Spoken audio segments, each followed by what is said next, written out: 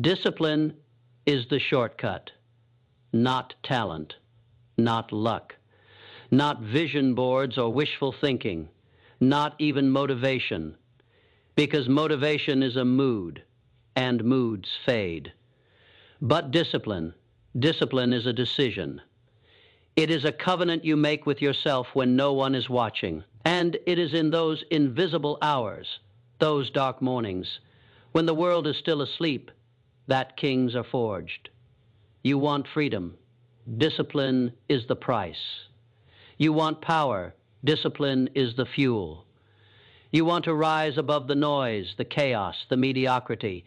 Then you must master the single hardest thing in this world, yourself. It doesn't matter what your dream is. You could want to build an empire, become a world-class athlete, write a book that outlives you, or simply become the kind of person your younger self would admire. None of it happens without discipline. Let me ask you a question. How many dreams have died because the alarm clock was too early? How many goals were buried beneath the weight of laziness disguised as self-care? How many people called it destiny, when in truth, they just couldn't commit? You see, we've been lied to. We've been sold a fantasy that success should feel good, that it should be fun. But ask Edison if failure felt fun. Ask Lincoln if rejection felt like victory. Ask Walt Disney how many times he was told he had no imagination. You are not here to feel good. You are here to become good. So good they can't ignore you. And that comes with a cost, daily, deliberate, disciplined action. Let me be very clear. The world will not hand you greatness. It will hand you excuses, distractions, comfortable cages made of dopamine and delay. And every time you choose ease over effort, you reinforce the idea that you are not worthy of the life you dream about. But when you choose discipline, when you say no to temporary pleasure in the name of permanent power, you are not just working on your goals, you are working on you. Discipline is not about perfection. It's about consistency in the face of chaos. It's about showing up on the days you feel empty, broken, uninspired. It's about doing the thing anyway. Because the version of you that's capable of living your dream life doesn't get built on the days when it's easy. It gets built on the days when it's hard, when it would be easier to quit, but you don't. Every champion was once a beginner who woke up every day and did the boring, unglamorous work, when no one was cheering, when no one believed, when results were nowhere in sight. They didn't need applause. They had discipline, and that's what separates the average from the unstoppable. Not genetics, not privilege, not luck, but a relentless commitment to keep pushing even when the world says it's not working. Because here's the truth. They don't tell you. Discipline does work. It always has. It just works on a delay. And the question is, will you have the strength to keep going before the rewards show up? Will you keep showing up for the body before the mirror agrees? For the business before the bank reflects it? For the mission before the crowd believes? Most people won't. Most people want the shortcut, but not the sacrifice. They want the throne, but not the test. They want the fire, but won't endure the furnace. But you, if you are hearing these words, if something inside you is still alive, still burning, then you are not most people.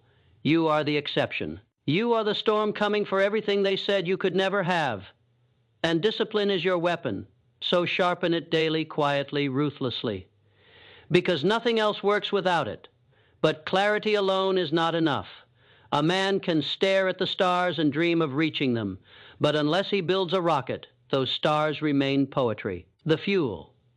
Action, ruthless, repeated action. And what ignites that fuel? Discipline. It is the unseen force behind every visible success. It is what drags you out of bed when the world is still dark. It is what makes you write page 50 when no one cared about page 1. It is what keeps your mouth shut when ego wants to speak. Discipline is not a punishment. It is the highest form of self-respect. Look at every giant you've ever admired. Not one of them built their empire by motivation alone.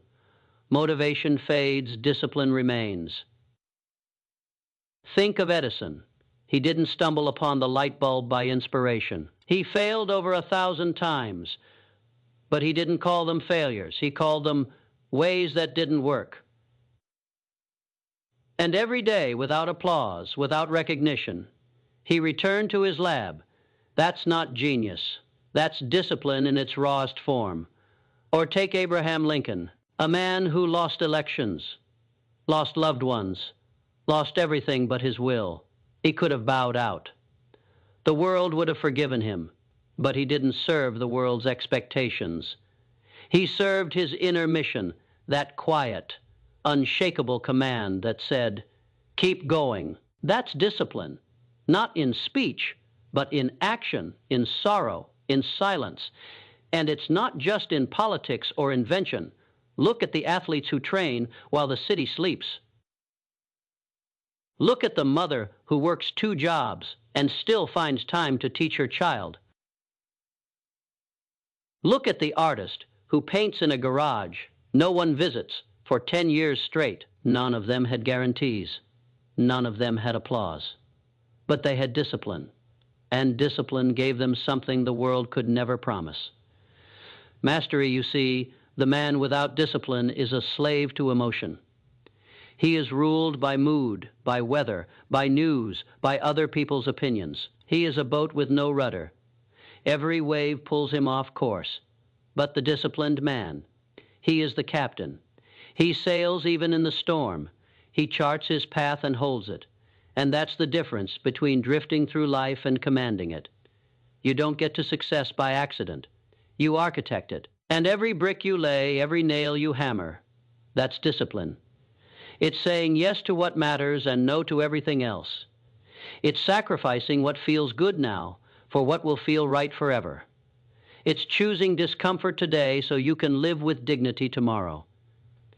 Discipline sharpens the blade. It clears the fog. It protects you from the noise.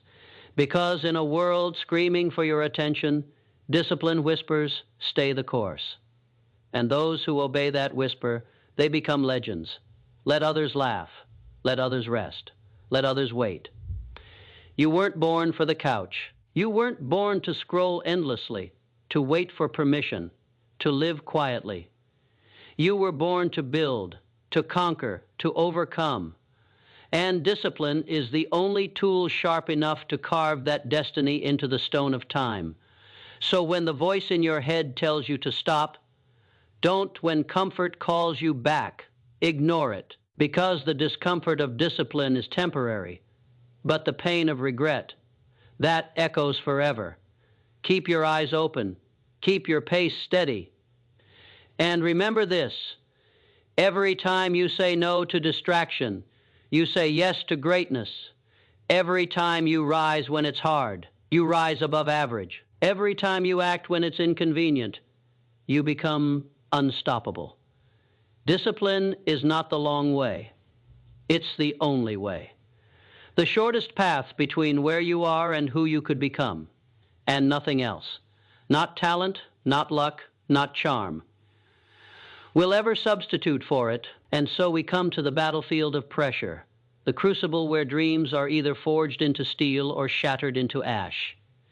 Life does not apologize. It does not wait for you to be ready. It hurls storms without warning, knocks at your door with the wind of chaos, and whispers doubt when your defenses are low. In that moment, your instinct will be to run, to delay, to justify inaction as caution. But hear this, pressure is not your enemy. It is your proving ground. When the pressure mounts, most people fold. They look for comfort, for a way out, for a softer path. But the achievers, the warriors of discipline, they step forward. They understand a truth that few dare to accept. The pain is part of the price. The discomfort is the currency of transformation. Think of Lincoln. Not the president carved in stone, but the man scarred by failure, humiliated in elections, burdened by personal loss. He could have retreated into bitterness, but instead, he built calluses on his mind. He taught himself the art of internal stillness. until no criticism could penetrate him and no defeat could define him. Because he had purpose, and purpose, when fused with discipline, becomes an unstoppable force. That's what pressure is for. It filters the curious from the committed. It asks one brutal question. Will you keep going when the applause fades? Will you keep pushing when no one believes in you, except you now? Let's talk about adaptability. In a world changing faster than ever, the disciplined mind is not stiff. It is fluid. It observes, it learns, it adjusts, but it never loses its core. It bends without breaking, and in bending, it survives what others cannot. Henry Ford didn't revolutionize transportation by following convention. He broke it when others said. It can't be done, his discipline said. Watch me. He didn't wait for approval. He didn't seek consensus. He trusted his vision and adapted his tools until reality obeyed imagination. But here is the trap most people fall into. They confuse motion with progress. They read, they scroll, they plan, they dream, but the discipline to execute, to do the work day after day after day. That is where the few separate from the many. Action, ruthless, consistent, imperfect action. Don't aim for perfect, aim for progress. Don't worship inspiration, worship repetition, because motivation is a mood, and moods are liars. Discipline is a decision, and decisions build empires. When Thomas Edison failed 10,000 times to invent the light bulb, he wasn't chasing brilliance. He was practicing obsession, controlled, calculated obsession. That's discipline at its highest form, not just doing the work, but becoming the work. Do you want to be remembered? Do you want your name to echo beyond your lifetime? Then you must live as though each hour is sacred, each task is training for legacy, because it is. Every small act of discipline is a vote for the future self you dream of becoming. That future self is watching. Every time you hit snooze, scroll aimlessly, or delay the difficult thing, you are betraying that version of you who could have had it all. But every time you rise, every time you choose hard over easy, silence over noise, practice over comfort, you are sculpting that person into reality. You don't need more advice. You don't need another podcast or morning routine hack. You need one thing, to do what you said you would do. Long after the mood you said it in is gone. That is the seed of greatness. And now we move toward the final stretch, the most sacred principle of all, because without discipline, you are a prisoner to your moods. Without discipline, your dreams are scribbles on a fogged-up mirror, quick to vanish. You say you want success. Then show me your habits when no one is watching. Because true transformation doesn't happen in front of an audience. It happens in silence. It happens in early mornings when your body begs you to sleep. It happens when you say no to temptations no one would judge you for. It happens when you study instead of scrolling, when you prepare instead of procrastinate, when you endure instead of escape. That right there is where wealth is built, not in the moments of applause, but in the invisible hours of discipline. You see, your future is not determined by your dreams. It is determined by your rituals, what you do daily, repeatedly, ruthlessly. Because every moment you act without needing motivation, you rewire your brain. You go from I hope to I will. You go from I'll try to it's done. You go from a dabbler to a warrior. Discipline is the bridge between ideas and results, between vision and manifestation. It's not flashy. It's not sexy. It's brutal, unforgiving. But it is the most honest force you will ever meet. It pays exactly what you put in. No discounts, no coupons. Only the full price of greatness. And here's the truth. Nobody wants to say success isn't fair. It favors the obsessed. It bows to the relentless. It ignores the lazy and walks past the entitled. It rewards those who bleed when no one sees it. Those who keep promises to themselves even when life throws chaos their way. You think you can cheat discipline. Think again. You can't shortcut what is already the shortcut. There are no hacks. There are no overnight miracles. There is only work. Relentless, precise, disciplined work. And if you're not willing to do it, someone else is. While you scroll, they grind. While you complain, they adapt. While you wish, it's already theirs. So let this be the day you stop looking for tricks. Let this be the hour you bury every excuse, every lie, every story you've told yourself. Let this be the moment you meet the version of you who has always been waiting. Not the child of comfort, but the weapon of will. Because in the end, it's not your talent that makes the difference, not your charm, not your intentions, only your discipline. Discipline when it's boring, discipline when it's painful, discipline when the world says relax, discipline when your own voice whispers, just this once. Because that whisper, if you listen, is the voice of failure dressed in comfort, and that comfort is the enemy of every destiny worth living. So now I ask you, will you be the master of your mind or the slave of your moods? Will you command your day or be dragged by it? Will you build or will you wait? You want the secret. Here it is. Discipline is the shortcut. Nothing else works without it. And now you know. No more excuses, no more waiting, no more hiding behind your potential. It's time to act like it, earn it, prove it, live it.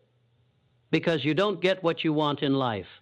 You get what you work for, and discipline is the only way there.